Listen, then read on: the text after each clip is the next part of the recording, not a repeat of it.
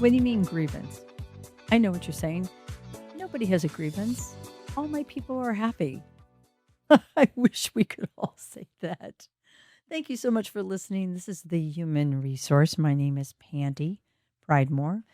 We're coming to you from Cincinnati, Ohio at ICRC-TV station. And we are thrilled to be with you. What are you doing if someone has a grievance? And I'm asking this because I got a call the other day from a gentleman who said, I just don't know what to do. I mean, this person says she has a grievance, but I don't know what to do. I don't even know where to start with this. I said, okay. All right. Can you tell me a little bit more about what's going on? Turns out that she feels that she's been treated unfairly by her boss. And ironically enough, they have a grievance policy in their handbook.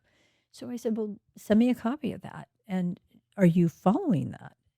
And he said, no, actually, I guess I kind of forgot we had one.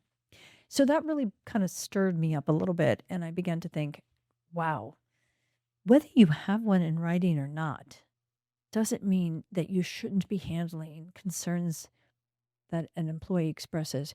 You should be taking those very seriously.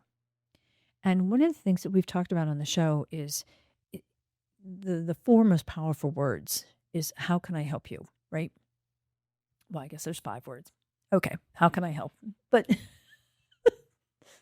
my production team loves me. When you put a grievance policy in place, that's your process by which to help. And it's a verification that you're listening when someone has a complaint or a concern. So let's talk about what a grievance policy actually should look like and how you can go about, if not putting a policy in place, but at least practicing a good policy to handle grievances.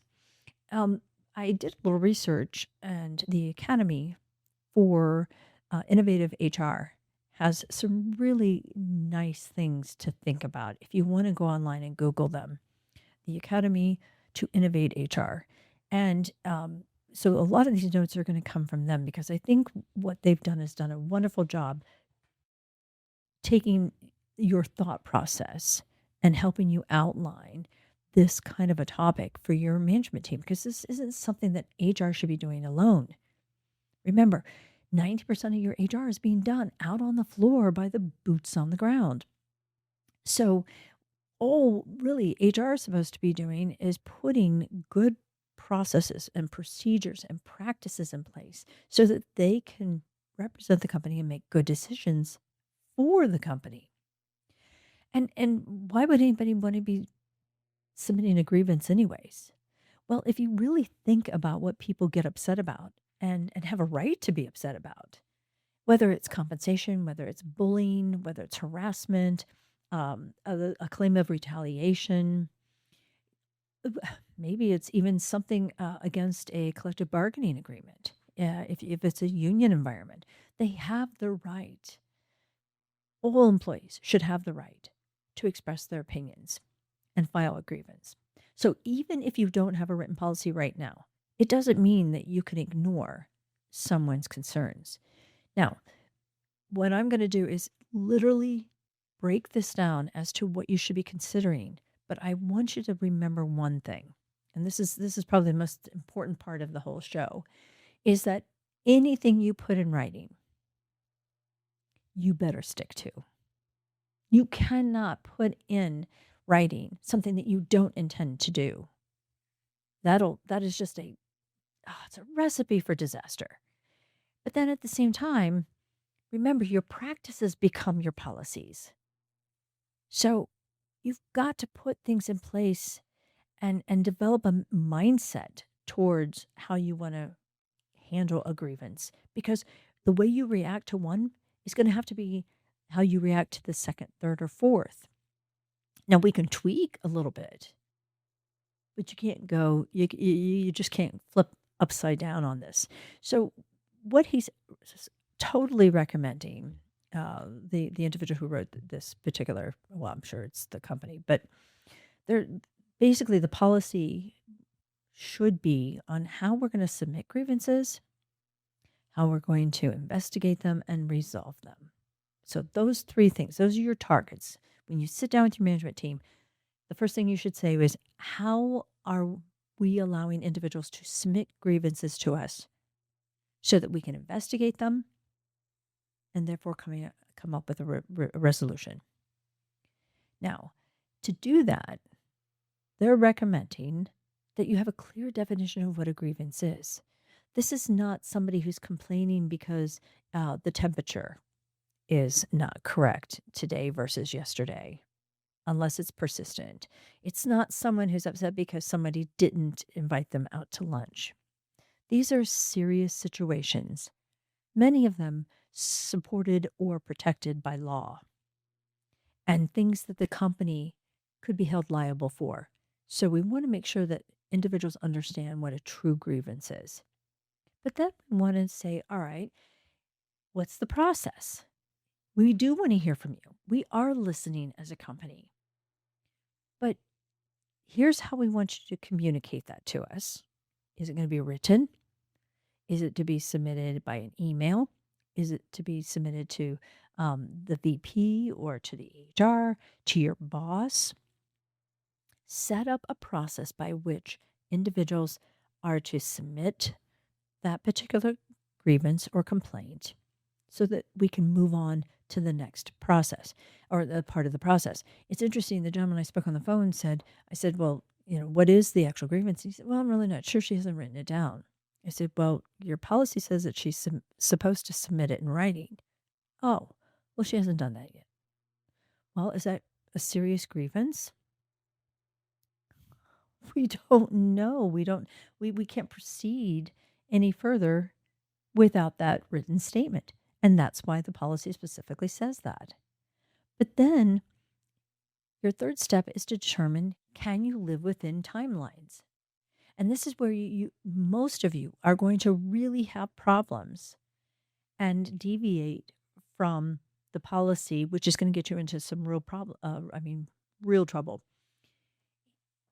If a policy says that a grievance needs to be submitted as soon as possible or as soon as reasonable, that's an open door. But if it says that the response will be received, a receipt of the complaint will be submitted back to the employee within 3 days, 5 days, you can't deviate from that. You have to follow your own policy with that. So be very careful obligating yourself to a tight time frame. You also have to be careful of the timeline on any resolution. You can't promise that you can have this resolved in 48 hours. Now, if you can, great. But realistically, most grievances are going to require an investigation, which is going to involve interviews, and it's going to involve finding policies or time cards or researching KPIs or some kind of data that's not readily available. And you're going to have to look at history. You may have to look at camera footage. I mean, there's so many things that could be involved in here that you've got to be realistic. And again, talk it over with your team as to who might be part of this investigation and ask them what seems reasonable. If 5 days is reasonable, great. But everybody agrees to follow that and stay within that time frame. You also need to limit who your team is going to be to do the investigation. Who should be the point of contact?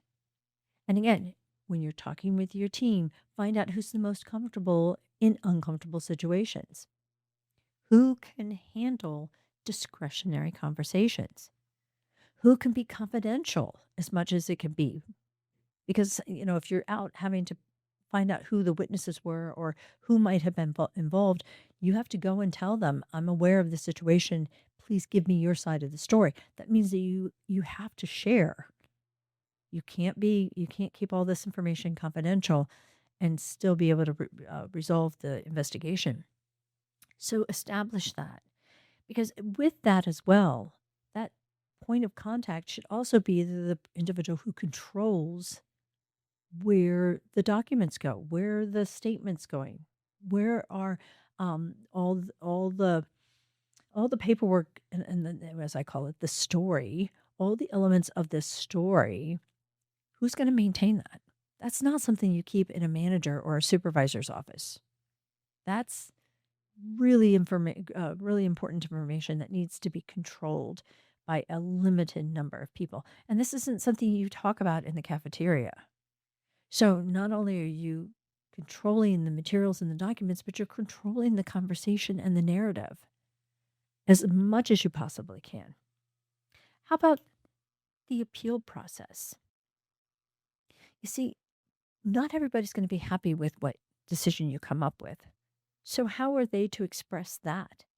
Because they've already submitted a grievance. They now have what you consider to be the resolution, but what if they still disagree?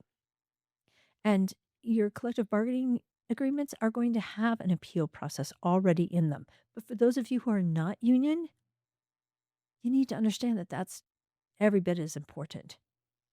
Even unemployment claims have an appeal timeline by which we can say, nope, I still don't disagree. I still don't agree. I disagree with your decision, and this is why. Though we can't keep everything confidential, I always like to see in a grievance policy that little clause at the end that says, we'll keep it as confidential as possible, but please understand at no time will we permit or is retaliation permitted during any or as a result of any of the investigation that's being done. Cover yourself. Make absolutely sure that they understand when they're reading the policy that you are open to these complaints. You're open to their concerns. And you'll make sure that they feel protected and safe to voice their concerns. All you're really trying to do is give them a safe place to know that they're being treated fairly. You want to know what they're thinking. You want to know what's going on. And you want to fix problems. And every company has them. If you don't think you've got things that you can tweak or polish in your company, or maybe even just flip upside down, you need to take another look, because this is just life. But more importantly, make sure that once you have a process in place, whether it's a process or a policy in practice or an actual written policy, you're training your team to say, look, we don't ignore the concerns of our employees. If they have a grievance, here's the process by which to follow, and you need to follow it as well. And then test it. Is it working? Is there a step we need to improve? Do we need to change 5 days to 3 or 3 days to 5? And communicate. Communicate. We have a grievance policy and we'll update it, we'll change it if necessary, but it's there, and it's there for the employees as well as management. There you go. My advice on grievance. We all have them, right? Thanks for coming. We hope to hear from you again right here at the Human Resource.